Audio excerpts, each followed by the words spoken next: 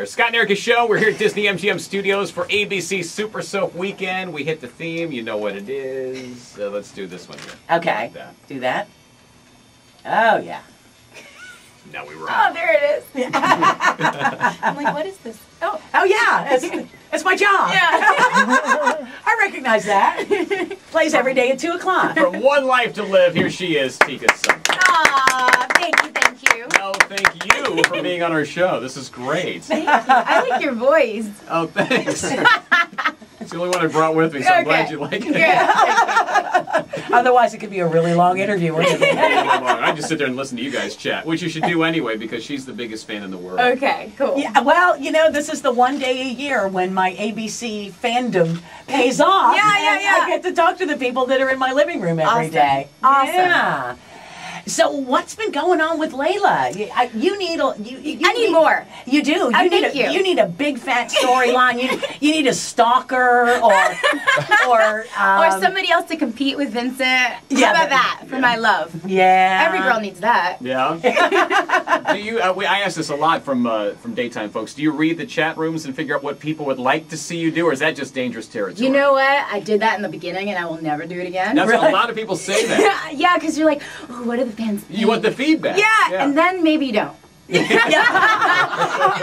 like a year from, then Right. you can go and look at, and it's positive, and because a new character is always hard. It's catchy, Yeah. because people are used to the people they see until they get used to you. Mm-hmm. And when you came in, you had a little bit of an attitude. I did. I had an attitude, but it happens. I'm from, I was running away from something, so, and I'm different from my sister, I'm not uptight, I'm just like free and fun and liberated and love boys, and, and she was a little uptight, so I had to bring some of that. Yeah. And it was the perfect foil for, Yes. but that happens a lot in families where, siblings are not alike. No, and Layla's the black sheep of the family, and, Evangeline always did everything perfect, and, so... Bring something different. Is it the case when you read for shows like this to get on, that you know what you're reading for, or you're just looking to be in a pool of people that they can use here where they see fit? Well, no, I read for the part of Layla, and it was a hard audition. They went to New York and LA, and they auditioned me a couple of times and then test screened and all that good stuff. So I knew who I was reading for. I didn't necessarily know exactly the character. I knew she was feisty and different from her sister.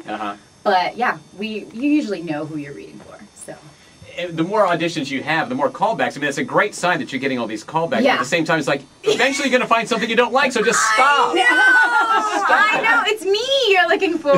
Yeah. It's so weird because you go to all these auditions and callbacks are great because that means there's something about you that they like. Yeah. But when it's for the really, really good ones, like a movie or something, like Sex and the City, I got a call back for, a part that somebody else got, But you think, take me. But you never know when you're in the back of the producer's mind. Yeah, and exactly. Then later on, they design a character for you. Exactly. You never know. Yeah. You never know. What did you have to cancel once you got the role? You say, well, I'm going to go for this audition. I probably won't get it, but I might. And if I get it, then I can't do this now. What was it that this career got in the way of? It didn't get in the way of anything. This is what I wanted to do at the time, and I was just like going for it. It didn't really get in the way. I was singing and acting already, so it was just added to my life. And it's a perfect fit because I consider One Life to Live the musical show because there's a lot of singing there,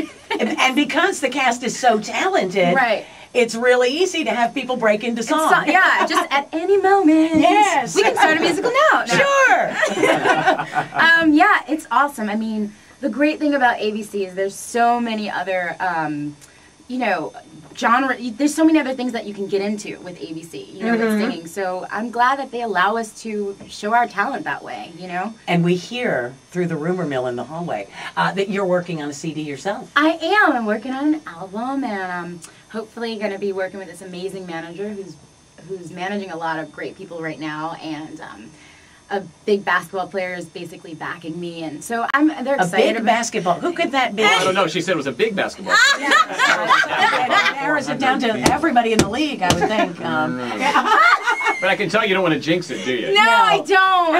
I just want to do what I do and then send it out into the world, and then allow people just to have fun with it and enjoy it. Are you superstitious before you go for a day of shooting? Do you do something? Do you to get yourself ready for the day? I eat ice cream. Do you? No, I'm just She puts a red sock in her purse. It's a little thing. Yeah, no, I don't really do anything. I just make sure I know my lines and know what I have to do and do it. Yeah. That's it.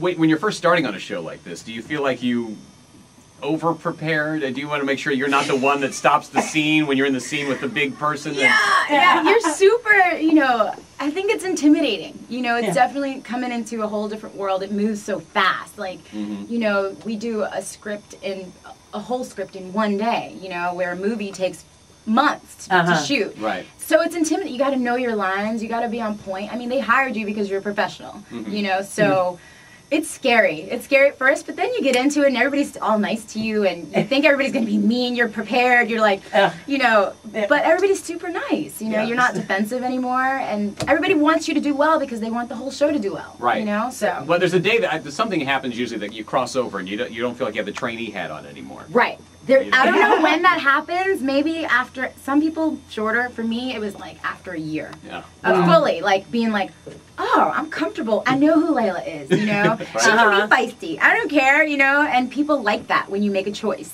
So, you know. Excellent. Yeah. Excellent. So what are you going to do this weekend? You just going to be hanging out and Are you performing in the street jam? I am. All right. I am. I'm going to be performing an Elvis Presley song called Trouble, which I'm really excited to sing. And going to be doing a little part from the play Chicago, Cell Block Tango. We're going to be doing. Oh, wow! Excellent. Yeah, it should be fun. I think we're going to have a ball. And when can people see that in case they're coming out this way? I think it's on Saturday and Sunday night. Okay. So you guys can catch us here at Disney. Once the sun goes down. Woohoo! It's Tika Sumpter. She's Layla on One Life to Live. Thank you.